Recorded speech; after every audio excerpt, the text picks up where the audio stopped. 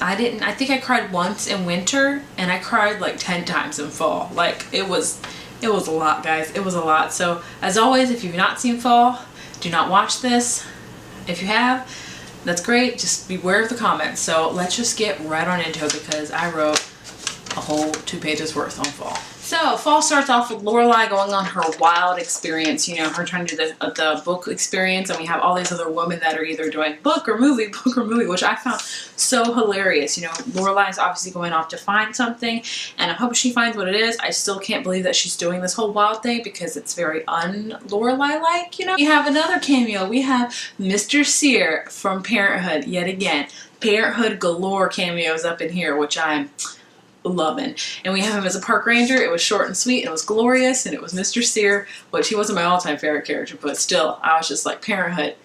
And we have a Luke and Jess scene, which I did really enjoy. You know, Luke is, you know, saying, you know, Jess is saying, you know, are you losing Lorelai? Like, what's going on? And they have a really great connection, which I always love that about Luke and Jess. I felt like they just really I just feel like they really bond well together, and they're just really great together, and I really liked how they can talk to each other. And Luke's obviously feeling very lost with Lorelai gone. He's very disarray with his he's very disarray with his restaurant, and things are going on with all the Wi-Fi stuff, that was great when Justice pulled the Wi-Fi out and said Merry Christmas, and then just went away. It was great. Then we have one of my all-time favorite scenes with Rory seeing all these signs, like this crow saying "Be ready, Rory," and all these other things, and then finally we have these gorilla guys across the street, and it's Colin, Finn, and Robert, and it was just a very beautiful scene. All the guys got together, Logan was there, and it was just the Life and Death Brigade and Omnia Apparatus, and it was just so beautifully shot. It was very whimsical, very just intriguing. They ended up at a tango. They ended up watching Kurt's film, then they went to a tango club, and it was just all very interesting. Then we have Rory and Logan talking, and you know, she's asking, are you really going to get married? And he's like, it's part of the dynasty. It just goes to show that Logan is still very much in his family's business, and his family's controlling a lot of decisions, so it obviously feels like he does not want to get married to this person, but it's in the dynasty plan, as he says it, which, again, Logan, I love you, but I want to punch the crap out of you. He gives her a key to his family's house in Maine, and he says, you know, use that as your writing house. And see, that's the thing with Logan. Logan's such a great person underneath it all, but then he has this huge facade of being a horrible because of his family, and I'm just like, make up your mind, Logan. And then we have the scene where they officially break up, which we get to see Logan's body, which, by the way, is just a thing of beauty. Rory says, I don't need you saving anymore, and he's like, I've never really saved you, and they have them officially breaking up, and it's a good thing. It needs to happen because he's engaged. She does not need another woman. She's already been that with Dean, and it's just, I'm glad that it's happening because they shouldn't be together if this is going to be like this. And, you know, Logan took it great, but I love the scene where she was saying bye to all the boys, and they were so sad. It's like, this is great. They all love her so much. It was so cute when she told Finn, I think I'll miss you the most.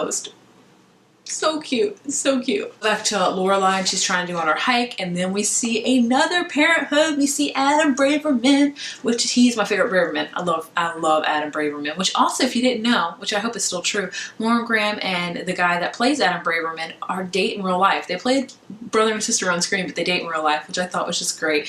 Adam Braverman in it as a park ranger, like I was like, we have freaking Amber, we have Mr. Sear, and we have Adam Braverman. I would have loved to see be up in that. That would have been amazing, but alas, we didn't. But still, Parenthood on Parenthood freaking cameos, loved it. And so Lorelai gets sense that so pretty much Adam Braverman, the mean park ranger that is, says she can't go on that trail because she doesn't have a permit. So she ends up going to get coffee, and then she goes sees this hiking. She goes a little bit of hiking, and she sees this beautiful scene, and an epiphany comes over her, and just something happens to her, which I believe happens. Nature really does that to a person. When you're all alone and you see these beautiful things, it really can have a huge effect on you. Like, just being out in nature does that. Like, whenever I'm on a walk and it's very quiet and I just have the nature around me, I feel just so calm and reassured, and just, it's a beautiful thing. So she ends up calling Emily in this scene. It made me it made me cry a lot. It was a beautiful scene.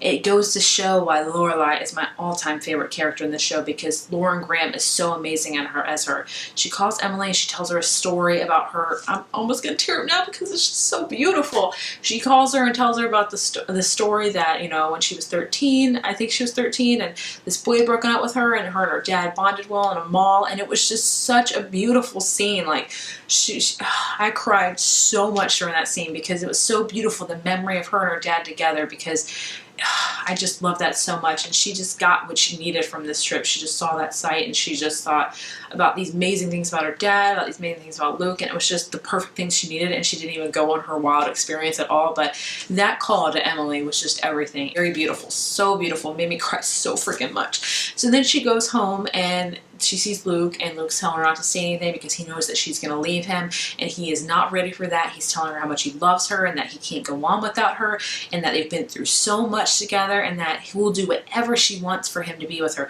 If he wants to open a franchise, he'll do it. If she wants back her side of the closet, he can do it. All these things, he wants to be with her, and she is everything to him. And that also made me cry. Like, talking about crying, I'm crying. It was a cry fest up in my tears, up in my eyes. Let me tell you that much right now. And it just goes on, and just Luke, and it goes to show Luke is such an amazing man. Like, gosh, these shows put all these, oh, it's just so good. Luke's speech was so good. And then he always fears about Rory telling him, you know, no, but she's like, I think we should get married. I've already set the date. It's in 2 weeks. It's happening. And he's just like, oh, and then he gives her a ring. Oh, it was so beautiful. It was everything I wanted and more with Luke and Lorelai. It was just, oh, so many tears already. So many tears already. So many. And then we have Emily going to Nantucket, and she has the whole Bates family out there. She's taking care of them a lot. She ends up going to this whale museum and seeing that and all this other things. I really love the progression of Emily. I really wish we got to see more of Emily. I felt like we didn't have enough of Emily Gilmore in this revival, honestly, but I did like what we saw of her. And then we have Rory going back to her grandparents' house because she knows where she wants to write. And she goes to the dining room table, and you see flashbacks, and again with the tears. So many tears. I started crying again. And she goes through the kitchen, and you hear all this monologue in the back of when she was like, I think it was season 2 or maybe season 1, about them cooking a pizza for her. And then the culmination of all culminations, she opens up to the door of the study, and you see Richard sitting there, and it's just like, oh, I can't take it. It was so beautiful. Like, oh gosh, so pretty. I don't know why I cry about that. And then for a second he's gone. It's obviously a flashback, but that's where she wants to write. She wants to write in his study, and she sits at his desk. She opens up her laptop and she starts writing. And it was, oh, that scene with Richard is very beautiful. So well done. Amy Sherman-Palladino knows how to tug your heartstrings and then pull them up to freaking thousands one, then tie them into knots and just pull on them. That scene with Richard was just phenomenal. We have Emily exploding on the DAR, which is great because the DAR sucks. They have she cussed like 4 times.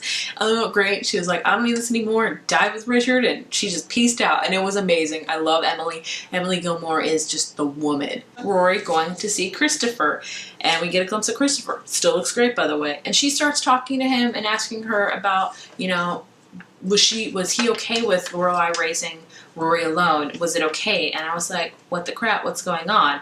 You know, why are we asking so many of this? Because that's just kind of crazy, but we'll learn more about that in the very freaking end. But I'll talk about that more later, but I thought that was very odd. And that Emily is selling the house, you know, there's no more here for her. She wants to move to Nantucket, and she starts working in that whale museum and all that other things, and it's just great. But I'm like, oh, we can't sell the Gilmore house. It's just everything. Does want to expand the Dragonfly. She wants to buy a house and expand it so she can keep the shells. She wants to keep growing. She doesn't want to keep standing still, and she wants to use Luke's franchise money, which is great. I think it's awesome that she's expanding the Dragonfly because I think it's exactly what she needs, because the Dragonfly was kind of at a standstill. There's only so much growth you can do with that. I love that Emily says, you know, she'll give her Luke's franchise money if she agrees. It's almost like Friday night dinner again. That Luke and Lorelai will come up to Nantucket for like 2 weeks in the summer and then a week for Christmas, and then they agree, and I thought that was just great because I love that she said Lorelai and Luke. She didn't just say Lorelai, she wanted Lorelai and Luke. She's just really embracing everything. And then we have Dean, and I was really happy with Dean's scene. You know, Dean didn't do so great in season 4. We had a big thing with the whole affair thing and made a lot of people really hate Dean, myself included, but I thought Dean had a great arc. He lives in Scranton now. I'm just gonna imagine he works at Dunder Mifflin with Michael Scott and Pam Halpert and Pam and Jim and Dwight, because why not? They live in freaking Scranton. At least I hope that's what he says. He says Scranton, right? And he has a wife and they have 3 kids and they have another one on the way, and it's just amazing. And they had this great talk about Rory, about writing her book. She's going to put him in it, and that she's going to just basically say that he was the best first boyfriend ever, and that sometimes she wishes that she met him when she was older, but she's glad she met him when she did, because it made her who she was. And I thought Dean had the best closure out of anybody. I felt like Dean really only had good closure, honestly. But Dean's closure was just beautiful and made me really love Dean again. And Dean was a great first boyfriend. Say what you will, but he was an amazing first boyfriend. Everybody deserves to have a good first boyfriend like Dean. Like, it was just beautiful. So I'm so happy with Dean's closure. And then we have Suki. And I cried so hard when we saw Suki. I was so worried that with the scene with Suki was going to feel forced, but it wasn't. It just flowed so beautifully. And her and Lorelai just picked him right back off. And it was just, oh, Suki, like, I love Suki so much. I love the friendship that her and Lorelai have. Like, they were talking and I was just crying. It was beautiful. And then Suki and Michelle got into it and he's like, you. And it was great. And it was just all back together. And I hope that if they do this again, that Suki comes back again just for a little bit, because even though she was on it for only 5 minutes, she was on it for an amazing 5 minutes. And then we have Jess and Luke again, and, you know, he's saying, you know, are you still into Rory? And he's like, no, that's long over. But then we have a lingering shot of Jess looking in her window and Rory, and you know that he still loves her. And I'm rooting for Jess. I'm rooting for Jess. We've seen tremendous growth with Jess, and I would love to see them together, because I think they're great together. And, you know, it is weird with the whole Luke and Lorelai getting married, because then they'll be cousins, right? They'll be like third, or I don't know, whatever it is, but they'll be cousins. But does that matter? I don't know, but still, it's a thing to think about. And yeah, so we still have that going on, which there's still a lot of lingering questions with that. Jess still obviously has feelings for Rory, so we got to think about that. And then we have an amazing scene. Lorelai tells Rory to go ahead and write her book, but she only has one suggestion, and it's to drop the and just leave it at Gilmore-Girls, which is just, I love that. I love that they did that. That was just beautiful. Playing Reflecting Light, which is Luke and Lorelai's song, and every time I hear that song, tears.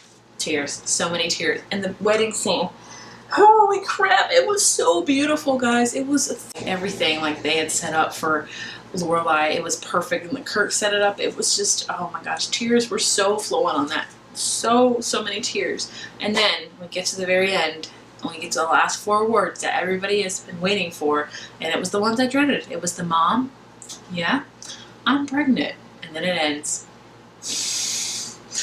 Why? Why did they do that? Why? Like, there's no way, like, she was planning to end it like that 10 years ago? Like, how could they do that then? That's a cliffhanger. There's no closure. I'm pretty sure they promised us closure. That's not closure. That's more questions.